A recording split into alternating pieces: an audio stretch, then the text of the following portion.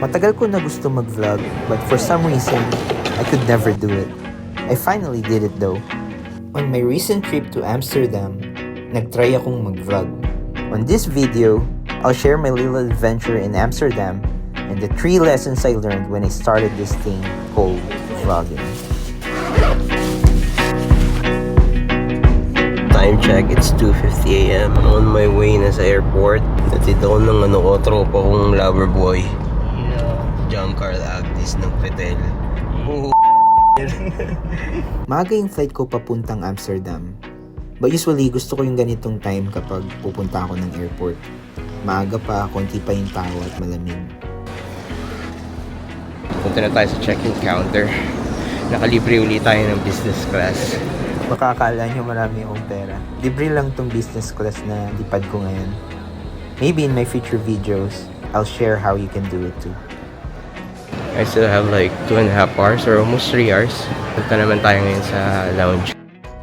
Isa sa una kong natutunan sa pag-start ko mag-vlog ay yung pag-take action sa mga bagay na gusto ko i-explore or gawin. Matagal na ako nagtatry mag-start mag-vlog sa mga travels ko in the past. Dami ko ng hard drives na punong-puno ng clips but I never get to edit and upload them.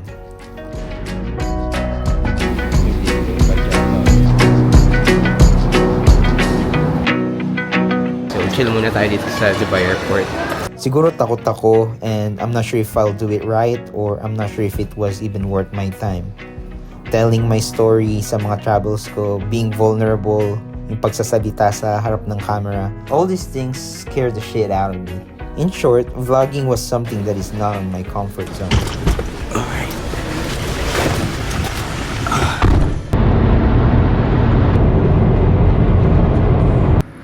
After 20 hours of travel, nakarating na ako sa Amsterdam.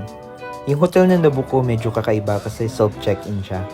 So ikaw yung mag-enter ng details mo dun sa parang tablet nila sa front desk. And you also have to register yung hotel card mo, yung key card mo na gagamitin mo dun sa room mo. Then self-check-in siya, hindi nakasulat dito kung ano yung room number. I think it's 1918. Dito ako nagka-problema nung una kasi hindi ko sinulat yung na-display na room number ko. And nakalimutan ko siya, unfortunately. So medyo naghanap pa ako kung saan yung room ko kasi nalimutan ko yung room number na din-display din sa tablet.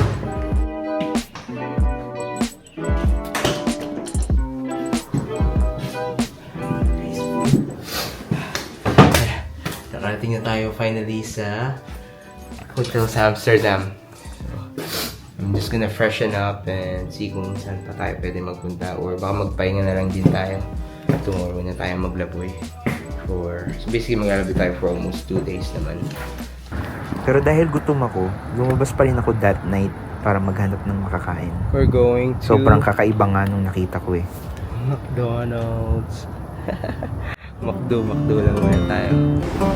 After the quick dinner, bumalik agad ako sa hotel and nag-shower. Since wala pa akong itinerary and wala na akong time mag-research, I asked for help from an AI to build me a 2-day itinerary dito sa Amsterdam. Tomorrow morning, tatry natin yung itinerary na gawa ni ChatGPT. Medyo i-customize ko lang konti kasi meron akong mga ni-research na gusto kong puntahan na isisingit natin. Let's see kung pwede natin pagkatiwalaan si ChatGPT or yung AI sa mga travel itinerary natin. So, lights off na and I'll try to sleep na and I'll see you guys tomorrow. Let's go!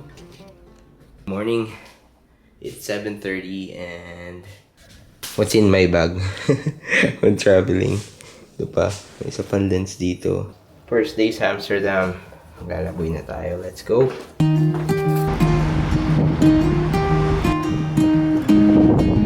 May daan dun sa likod. Mahilig magbike ang mga taga-Amsterdam. Kita mo daming bike ko.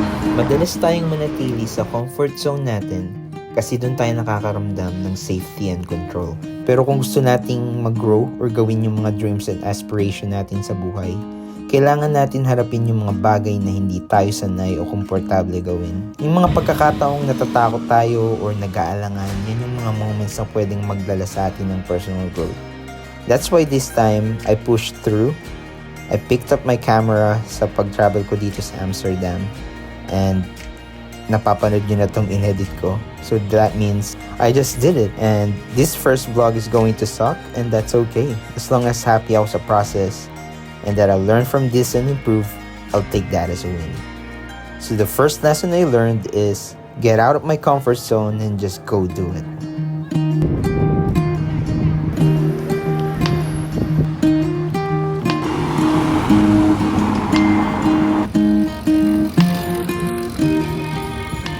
Sarap maglakad-lakad kasi hindi mainit.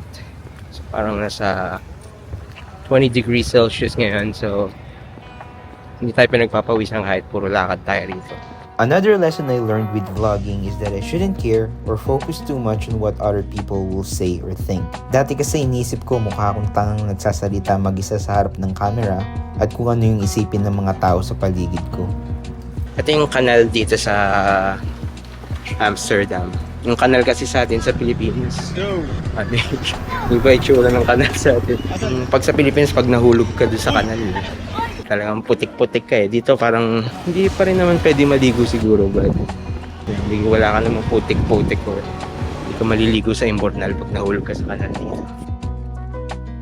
I learned lately in life na 99% of the time, wala namang pakialam ng ibang tao sa mga ginagawa natin sa buhay. More often, iniisip lang din nila yung sarili nilang buhay at mga problema. We usually burden ourselves with anxiety and seeking validation from others na wala naman tayong control. Kaya ito, nagutom ako at naghanap ng merienda at nakita ko tong maliit na croissant place na malapit dito sa mga canals dito sa Amsterdam.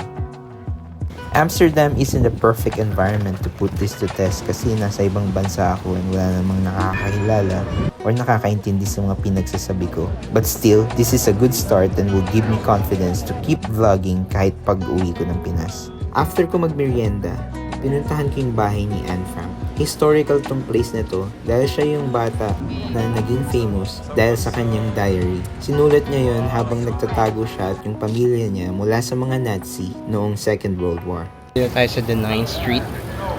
Yung mga nakikita natin sa postcard ng Amsterdam. Itong kanal na to. Actually, magkakamukha naman sila eh, but ito yung pinaka-famous. Dahil pinupulikat na ako. Pahinga muna tayo rito. Pinupulikat na ako eh. Kanina pa akong alas 8 naglalakad. So the second lesson I learned is that as long as masaya ako sa ginagawa ko, wala naman akong tinatapakan at sinasaktan na ibang tao. Don't give a fuck on what other people will say or think.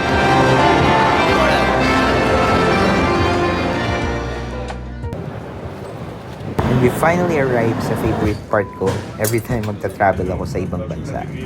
Siyempre, ang mag-food trip at itry yung iba-ibang cuisine at pagkain dito sa mga lugar na pinupuntahan ko. I went to this place called Food Holland. Parang siyang indoor food hub na sikat dito sa Amsterdam. Una kong tinry yung sikat na Dutch snack na tinatawag na bitterballen. Madalas siyang kinakain with beer or any alcoholic drinks, kaya tinawag na bitter. It's a deep-fried na ground pork or shredded beef or veal. Try natin lahat ng flavors. Sobrang crunchy ng outside coat niya. And then, sobrang creamy naman ng loob. Parang mashed potato na iba yung lasa na masarap. After ng appetizer, I tried naman yung roasted pork sandwich. Nothing special, para lang siyang pork asado na siopaw. Mahilig sa mga sweets ang mga Dutch, so nag-try ako mag-order ng dessert, ng mga tarts. Pero dahil busog na ako, tinake out ko na lang siya. Is there another one? I'm not sure what else. Yes please. Small one. 10 euros, please. You have like a YouTube channel? Yes. This is gonna be my first vlog, so it's been a while. Thank you. Bye. So, take out tayo ng dessert. We're gonna try it out later. Masarap yung mga tart. Different kinds of tarts. The next lesson, this came through after I asked myself, why am I vlogging? What is my North Star? Or ano yung inspiration ko sa pagva-vlog? Kakainin ko for breakfast yung binili kong takeout kahapon. This one first. I wasn't after a big number of followers or earning a lot of money from YouTube. Bonus na lang yan kung ibigay man. On my second day, nagbook ako ng ticket sa museum ng famous Dutch painter na si Van Gogh. Inabot nga lang ako ng ulan on the second day. Wala akong dalang payong. Bad timing kasi meron pa akong ubo at sipon during this time. Nagkamali ako ng bili ng ticket. Nakakalito kasi, hindi ko alam na dalawa pala yung Van Gogh Museum dito. Buti tumila na yung ulan. And buti chinek ko din agad dun sa guard kung pwede na pumasok ng mas maga. Kasi 2 PM yung time na binook ko. And it's just 1 PM right now. I think ito yung mas iconic na na museum. Unfortunately, that means I have to be back sa Amsterdam. Nagkamali ako kasi masyado akong nagtiwala kay ChatGPT. So I guess that's one of the lessons for trying to use AI sa itinerary kasi hindi ganun ka-specific kung ano yung ibubook. Kasi dalawa pala yung events or museum dito ni Van Gogh. The main reason bakit talaga tinuloy ko ang pagva-vlog and why I'm so excited to travel more, follow my passion, create more beautiful things, and document this all is because of my children and my future grandchildren.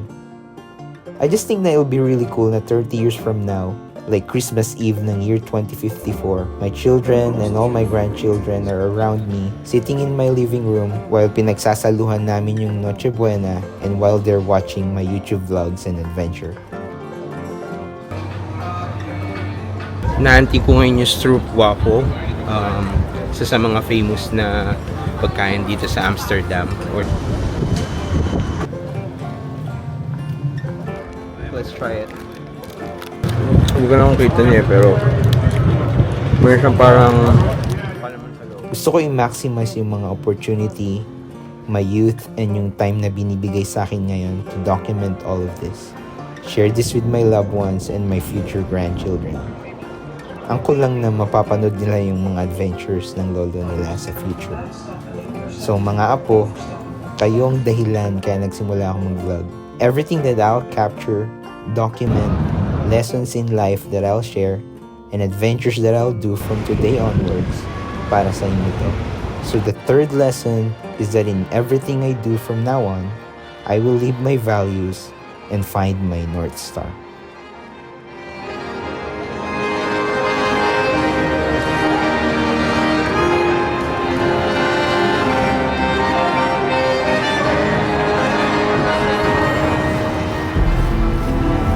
And as I end my short trip dito sa Amsterdam, I think na-enjoy ko naman yung pag-vlog.